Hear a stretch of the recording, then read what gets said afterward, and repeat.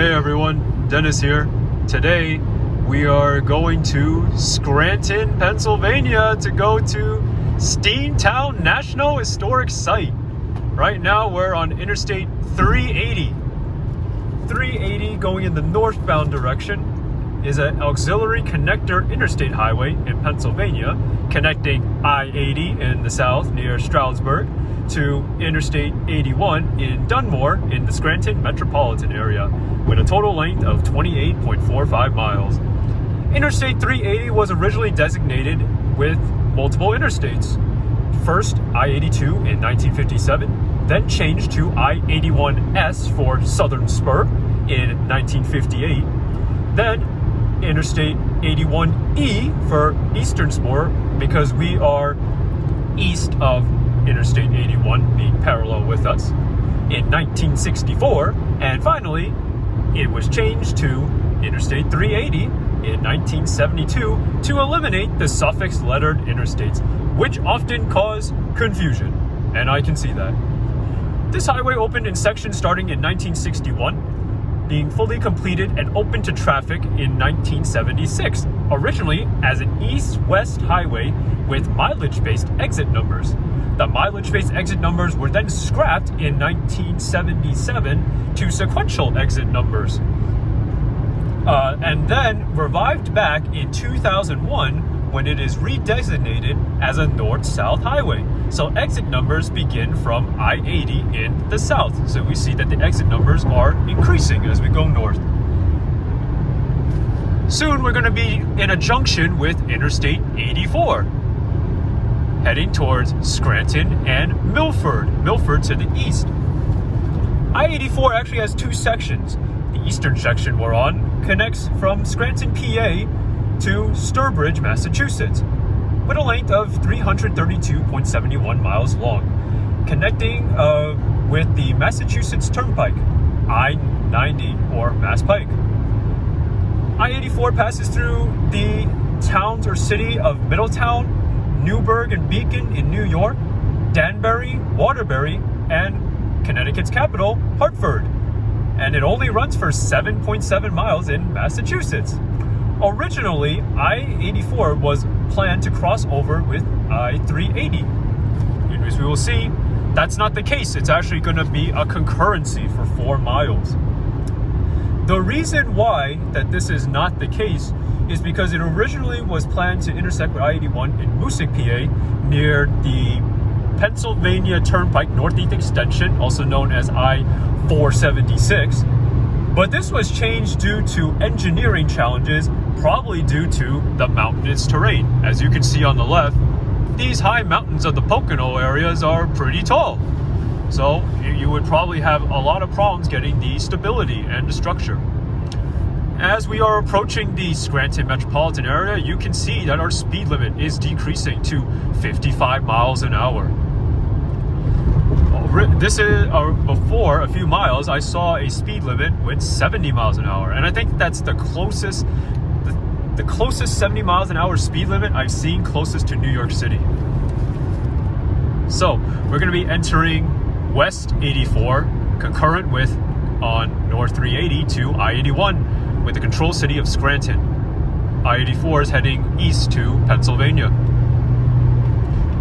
So I-84 will take the exit number priority, and we'll see our exit numbers decrease from I think 3 to 1.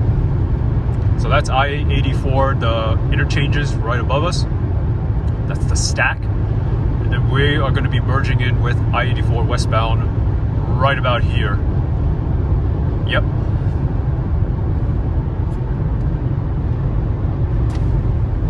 So let's take a look about the Scranton area, and it looks like there's some construction here, with the right lane being closed for half a mile.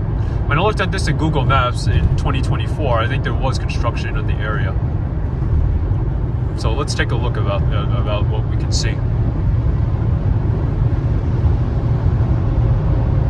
All right, 3 miles left of I-84. That's the terminus, along with 380. So the reason why they kept the concurrency with I-380 not to end at I-84 is because I-380 was the original route. It existed longer, and probably most people had more connection with it and association with it. So it was just chosen to let it stay and both end at I-81. And it makes sense, especially with the I-81E designation. Looks like they're building the whole bridge or overpass. So we're technically on the eastbound lanes, but they're going to rebuild this whole section. And I think this section here is probably the original piece. I think this could actually be replaced as well. But this is a nice view of the mountains here.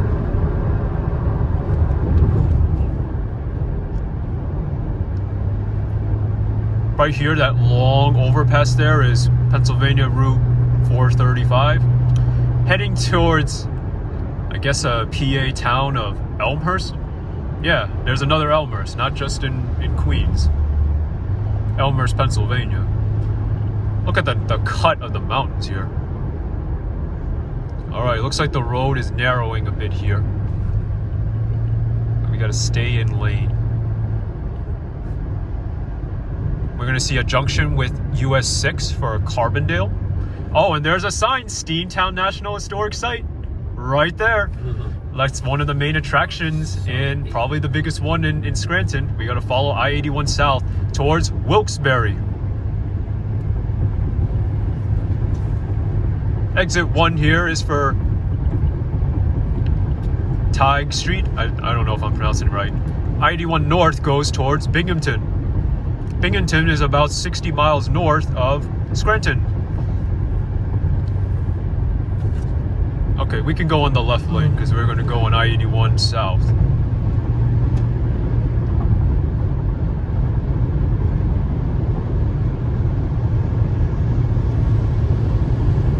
That looks like the downtown over there, or maybe North Scranton. And there's a sign for the Scranton exits right after this pull-through sign. You can either go south or north. We're going to be taking exit 185 on South 81. So it's going to be the immediate exit. We got a curve over here recommending to slow down at 45 miles an hour.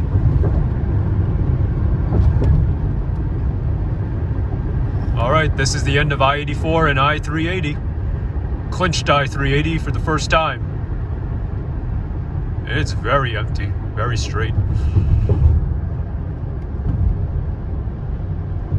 Okay, so we're going to take I-81 for just 2 miles. I-81 connects upstate New York with the Canadian border near the Thousand Island Bridges. And I-81 goes all the way south towards Tennessee, heading toward Knoxville if you continue on I-40 West. It's basically a great alternative for a bypass route of I-95 with barely any toll roads here. I think the only toll is the Thousand Islands Bridge. And we can see some greenery here. I think nearby this is called the Naog Park, which is a beautiful public park, probably hiding around here. And we're gonna go exit here for the President Biden Expressway. And you can see that it got patched. Okay, we gotta merge right here.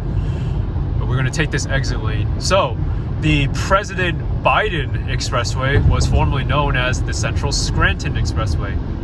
And what does Biden have to do with Scranton? You know, I always see him in politics related with Delaware, and he lives in Delaware.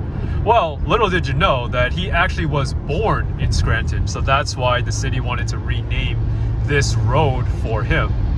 But his presidency is pretty controversial, especially towards the end. To say it nicely, I think maybe he's not really acting as the president and maybe more acting as like a puppet under his cabinet. As you can see with his memory loss and, unfortunately with his diagnosis with pancreatic, I think it's, prostate cancer. But hope he feels better and gets good treatment with hormone therapy. Yeah, but his end of his presidency was very controversial, especially I remember with the stuff about the pardons and stuff. And he, I think he communed the sentence of one of the criminals who was a judge in a Cash for Kids scandal. That really, wanted people to petition to remove his name from this highway. But it looks like I think the council or the mayor here didn't want to do that, so that his name is still here. But probably a lot of locals, especially people who don't really like Biden, would probably just prefer it as the Scranton Expressway. There's his name right here. For this. Oh, and there's a Welcome to Scranton sign with the mayor name right here. Yeah, this is only a 0.76 mile expressway, so it's very short, going straight into the city downtown. Connects I-81, where we just came out, to US 11 and Pennsylvania Route 307 and Cedar Avenue. I like that it's downhill, and we're going to be heading towards these buildings right here. So we're going to be heading left of the split. This lane is okay. Heading towards Center City, the university and colleges.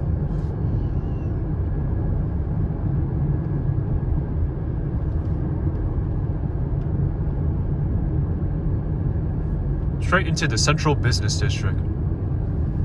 We are merging in with PA 307 and US 11. Let's take the middle lane because we're going to head straight on Biden Street.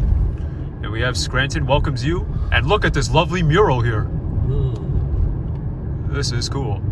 US 11 and 307 northbound turns right, but we're going to head straight onto Biden Street. Biden Street was formerly called Spruce Street. And we see signs here for Steamtown National Historic Site.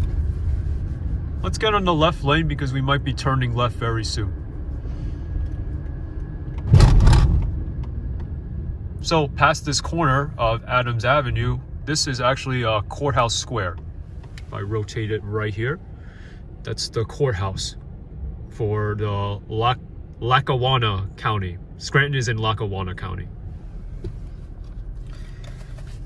So Scranton is named after George Whitfield Scranton, an American industrialist and politician, a Republican member of the U.S. House of Representatives of Pennsylvania from March 1859 until his death in 1861. He established the Iron Coal Company with his brother Sheldon T. Scranton. They developed a method for producing T-rails for constructing railroad track, which had been previously imported from England. The innovation led to a boom in production of track construction of railroads. This corner right here used to have Rite Aid. Unfortunately, it's filing for bankruptcy, and now it's just filing for rent. But little did you know, Rite Aid was actually the birthplace, was founded in Scranton. All right, after Wyoming Avenue, okay, let's stop here. We'll take our time. Got some more notes to talk about. Scranton is also nicknamed the Electric City. So electric lights were introduced in 1880 at the Dixon Manufacturing Company. 6 years later, 1886, the United States' first streetcars powered only by electricity began operating in the city. We got a green light here. And the name actually came from local Baptist minister Reverend David Spencer and is credited for coining the name. All right, let's turn left here. I know the Steamtown National Historic Site says go straight, but let's turn left. This corner right here shows the Scranton Times. Just like the New York Times, the Scranton Times is probably a newspaper organization. And right here, the reason why I want to turn here is we get to see the entrance of the marketplace at Steamtown, formerly called the Mall at Steamtown. And for you TV fans of NBC's The Office, Scranton is actually the city where it's actually taking place of. The NBC's American mockumentary sitcom from 2005 to 2013. And I know that we're going to turn right here, and I know that this mall was actually one of the settings for the show. So yeah, I know that it's a popular TV series. I know it was played probably in Netflix during COVID, just because it was so funny. So Scranton currently has a population of 76,328 as of the 2020 census. It is nowhere near the peak of 143,000 residents in 1930. Originally, this was all farmland similar to Valley Forge, but then quickly developed into a city throughout the 1800s during the Industrial Revolution. The main economic factor that's caused Scranton to grow was coal. But when energy started shifting to oil and natural gas in the 1950s, coal became obsolete. And the reason why we switched to coal and from coal to oil and natural gas is because oil production and natural gas production is much safer than coal, because coal you have to go into a mine, but also it's more energy efficient. You can get more power for less of the fuel. All right, let's turn left right here with the sign at this street.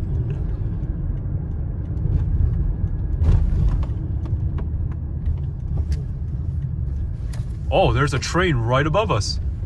And there's the sign. Here we go.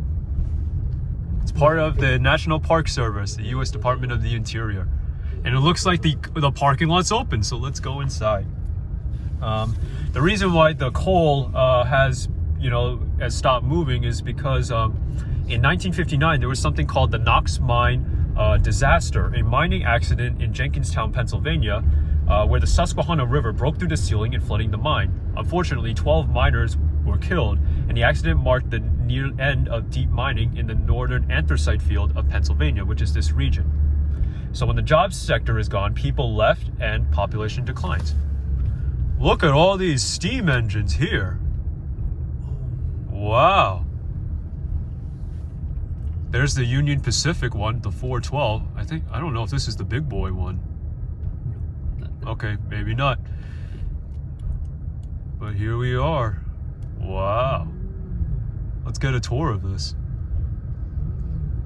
That building over there is the roundhouse, and that's where the front is. This is a bus stop on the right. Okay, and we're gonna cross here. Be careful, the tracks. There's looks like a ticket booth area. Steamtown National Historic Site was established in 1986. And it was basically a former rail yard, so we get to keep all of the collection of all the steam engines. Maybe they have some diesel trains as well. Yeah. Look at all these trains. Let's turn left right here. Right here, stop. Let's turn here. Yep.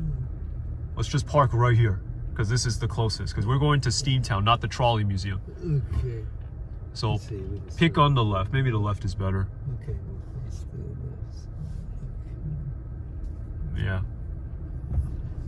Well, not so many cars are here. Yeah, this is where we're going, so I'm going to do a whole video on this, so hope you enjoy it. If you enjoyed this video of the Scranton tour from I-380, please let me know in the comments below. If you enjoyed this video, please give this video a like. And subscribe to the channel if you want to see more road trips like this. And go see more of the Steamtown National Historic Site. It's going to be a separate video. Thank you all for watching. Have a great day, everyone. Take care.